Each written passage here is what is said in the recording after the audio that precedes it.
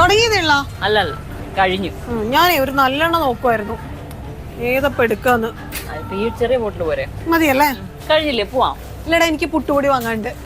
എനിക്ക് ഇഡ്ഡലി മാവ് വാങ്ങാം. ആണോ? അതിനെത്രയാ? 79. ഇതിന് 97. 97? 1 കിലോയ്ക്കോ? ഇത് 75. 1 കിലോ അപ്പപ്പൊടിക്ക് 88 രൂപ. 105 രൂപ. പാലപ്പം പൊടി 82. നിങ്ങൾ വാങ്ങിയപ്പോ എത്ര ഉണ്ടായിരുന്നു? ഒരു 68-70 ഒക്കെ ഉണ്ടായിരുന്നുള്ളൂ. ഒരു ഏകദേശം 10 രൂപ കൂടിയിട്ടുണ്ട്. ചെമ്പ എത്രയാന്നറിയോ? ഇല്ല. 135. ഇത് 92. ആഹാ. എന്നാ ഇതൊക്കെ വാങ്ങി പൊടിക്കുന്നതിനെ പറ്റി ആലോചിച്ചാലോ? അത് നല്ലതായിരിക്കും, പക്ഷെ നാളത്തേക്ക് പറ്റില്ലല്ലോ. ഇല്ല, നമുക്കേ ദോശമാവ് നോക്കാം. ഇഡ്ഡലി മാവ് നോക്കാം. എത്രയാ? ഇഡ്ഡലി ദോശ ബാറ്റർ 60 രൂപ. വേറെ ബ്രാൻഡ് 60 രൂപ. 60-ൽ കുറഞ്ഞതില്ല. ഇതിനും 60.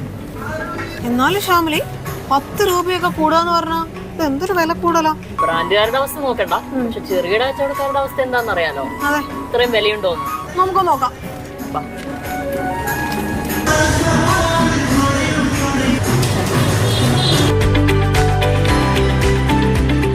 ബൈ 2 കിലോ ദോശമാവ്.